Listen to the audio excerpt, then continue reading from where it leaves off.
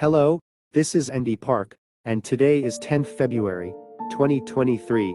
Amidst the major powers, that being the United States, Japan, China, and Russia, South Korea has to make difficult choices in fields of diplomacy, defense, and economy.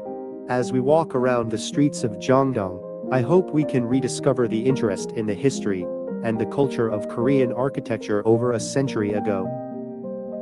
Jeong-dong has the scenery of Seoul's street over 100 years ago.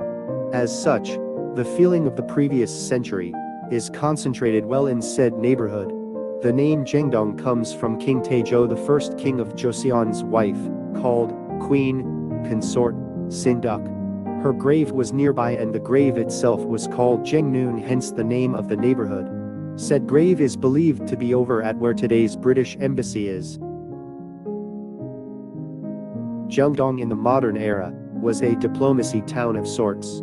It is where legations from all the major powers were located at, with the Russian legation being the best location in terms of economic activity. People tend to think of the legations and embassies as simply places to conduct diplomacy, but the buildings themselves play the role of political gesture via architecture. The symbols of gesture as reflected on the buildings not only show the power that the following nation is, in terms of politics, economy, military and culture, but also how friendly said nation is or was towards Joseon. So the more important the nation is based on judgment, the bigger the buildings are and the more effort it takes to construct the buildings. In that respect, when you look at the remaining legations of countries, which have built them in good locations, it shows how many of the nations were evaluating the strategic value of Joseon, and later the Korean Empire, at the time. The area where we are standing now, is where the ground has been leveled. This place was originally a hill with a gentle slope, but there was a Russian legation on top of the hill, in which another 3-story tower has been built in the site. What this means is that the Russian legation was determined to preoccupy the strategic value of Seoul by occupying this particular area within the four gates of Seoul. At the site of the Russian legation, a tower that was originally a part of the legation is the only structure remaining. The restoration of the legation is currently underway, so we cannot see the tower at the moment. Which countries deterred Russia the most back then? It was Japan and her ally, the United Kingdom. Both nations were afraid of Russian encroachment, as Russia was trying to secure warm water port, which the UK could not stop Russia from advancing in Asia unlike in Europe. As a result, both Japan and the United Kingdom went into an alliance as they both feared Russia's southward descent. This alliance was the background to an incident called Agwanpacheon, where Jeong-dong chose the Russian legation as the place of temporary retreat. The British legation was also built very well, and is still there even to this day.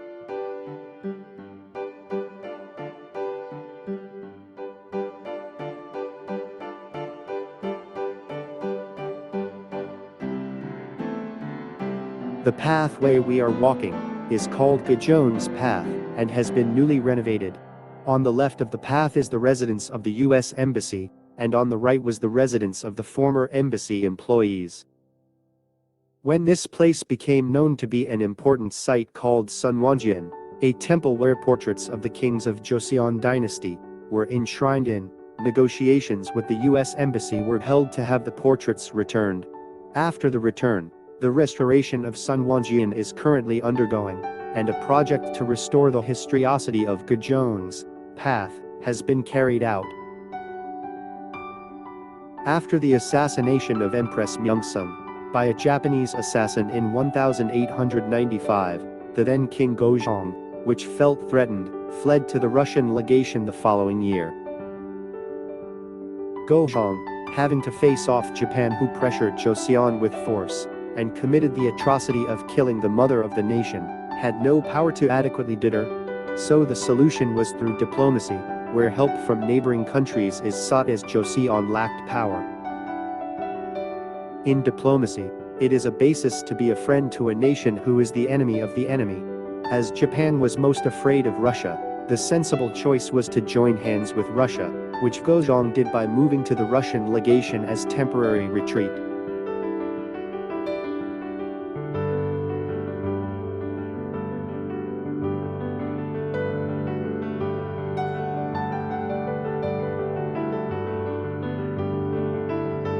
The road I am walking on is the main street of Jeong-dong. I believe it is commonly known by people as the Deoksugunggil. Passing through the gate called Daehanmun, this place was one of the most crowded areas since the Joseon dynasty. As you walk along Deoksugunggil, you will see Jeong-dong Church for the first time. Jeong-dong Church, along with Myeongdong Cathedral, are the buildings representing European architecture in Korea. Unlike the magnificent Gothic style of the cathedral, the Jeil Church pursues a simplistic style, which captures the mind of the faithful without a sense of ostentation to show off.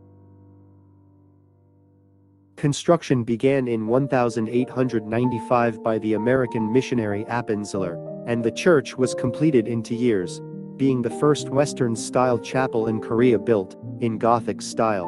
Jeong-dong Church does not just function as a church, but its existence also serves as a period where Korea began its modernization in terms of history and medical service. If we think carefully, not only does Jeong-dong function as the diplomatic town, but also a place where the first and oldest Protestant church, Jeong-dong Church, and the Salvation Army Central Hall, if you cross the hill from here. There also was a residence for Catholic nuns, and a Russian Orthodox church, near the Russian legation. In that sense, I believe Jeong-dong is the anchor point for many foreign religions into Korea, as it served as the first foreign missionary base of operations. To have a proper place for missionary work, there were two supplies that came to be essential, which are medical service and education. In terms of education, the Ponichai or Beche School is the first modern secondary education institution to still stay firmly in its place. The same goes for the Yuha School. With that, we have checked out the symbolic importance of both schools and the important facilities, which helped with the educational missionary work. Then how is the hospital? There were 2 hospital buildings, City Hospital and Boku Women's Hospital. The latter, Poku Women's Hospital, was the key hospitals, which facilitated medical service and medical training for women only. The facility was inside Yuha School, further reinforcing the idea that Jeong-dong served as a base of operations for Western missionary work and a hub of diplomacy.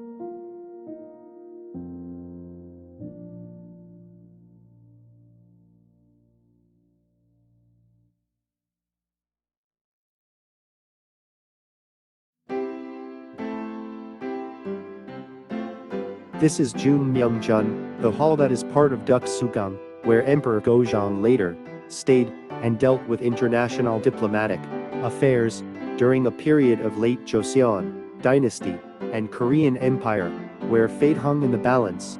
It is also the site of an unfortunate history where hope and despair intersect. The building is a Western-style building with 2 stories above ground and an underground floor. It was designed by a Russian architectural engineer Ai Saribin Sabatin.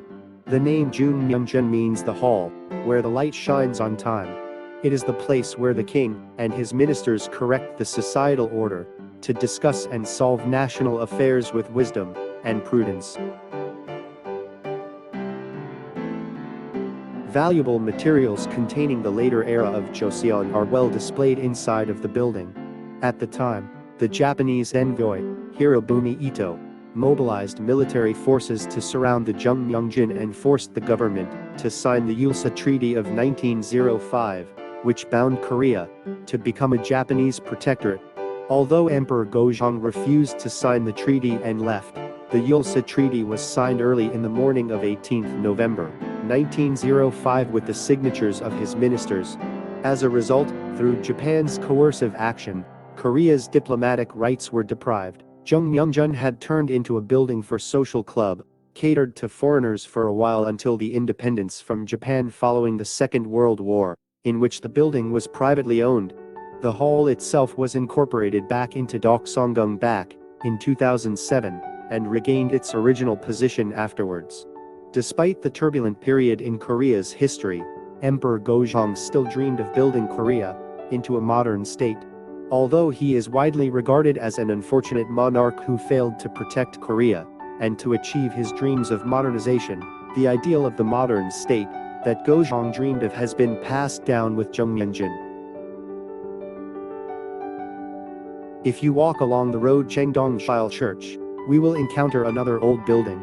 This is the Bai School History Museum, with an architecture of red bricked walls and stone entrance, giving the building a reliable first impression.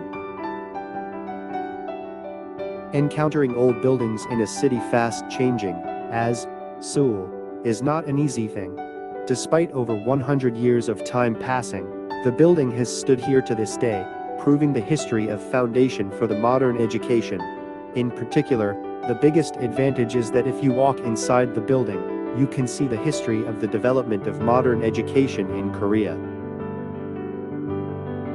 The construction of the Bai School was completed in 1916. It boasts an antique look as the building has stood for over a century, built in the Renaissance style at the time.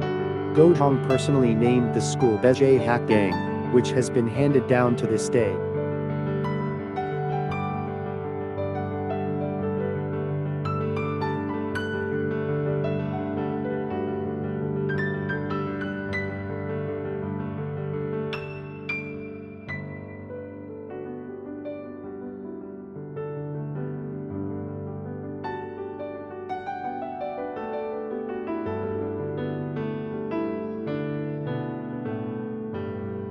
As you walk along Jeong-dong, you will see many exotic buildings. Among them, the Cathedral Church of St. Mary the Virgin and St. Nicholas seems to stand out, built in the Romanesque style. Despite the largely Romanesque style, the building itself has a special charm as it has some Korean architectural elements to it.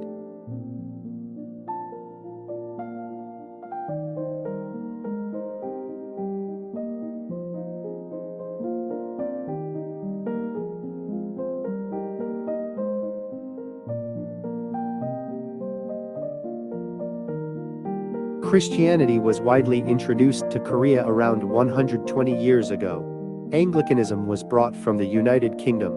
The church first came to Korea in 1890, and the first diocese of Seoul came to be in 1891 by Father Charles Jeong-dong, the first bishop of Seoul in Jeong-dong. It is unusual that the presbytery and the convent is built in Hanok style.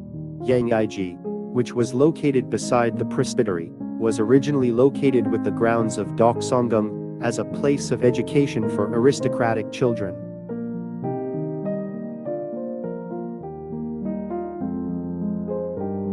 This is the residence of the U.S. ambassador to Korea. The small hanok, which existed from 1882, has now changed like this. I will introduce the interior of the building next time via another video.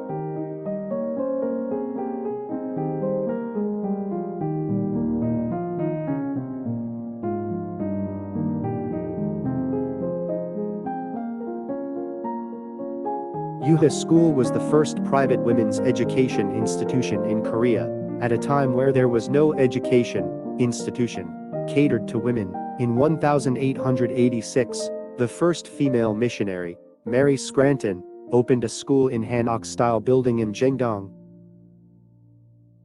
In a society closed as Joseon at the time, the school, with its 200-room house, became an unprecedented exit of liberation for Joseon women.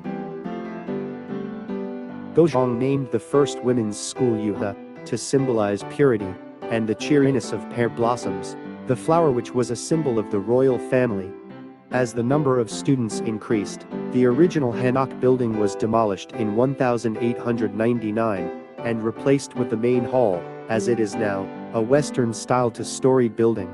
Since then, Yuha has become the only educational institution at the time with comprehensive elementary, middle and high school education, and a university.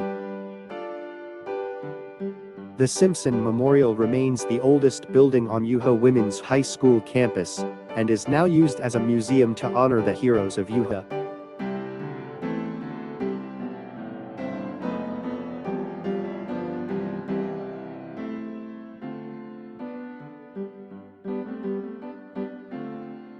The Salvation Army Central Building was completed in 1928, and is a building where the history of training officers and social workers is well permeated. The simple and balanced exterior with stable symmetry are evaluated as good examples of modern architecture at the time.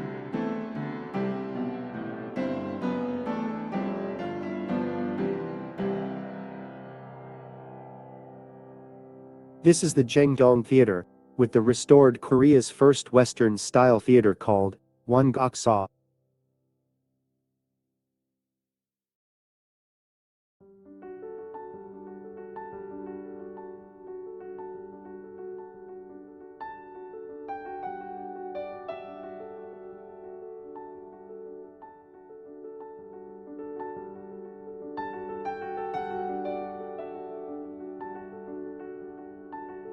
As you walk along Duk-Sugung-gil, you will see a magnificent building behind the green woods. The Seoul Museum of Art holds various art and cultural exhibitions throughout the year. This building was constructed in 1928 by Imperial Japan, at the site of Pyeongni-won, the place during the later periods of the Joseon dynasty where it was the court of the capital, with proceedings and legal issues held before its demolishment. On the foundation stone of the building, you can see the sign of Shito Makoto, the then governor of Japanese Korea, or chosen, in November of the second year of the Showa era.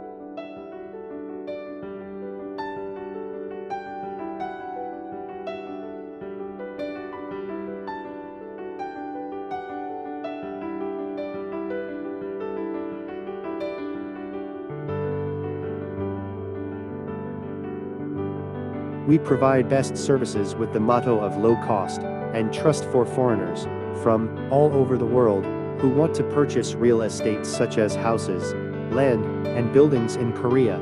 We also provide services for foreigners to settle down, such as real estate investment, immigration, and living services. If you have any further inquiries, please feel free to contact via phone, and I will explain them the best I can.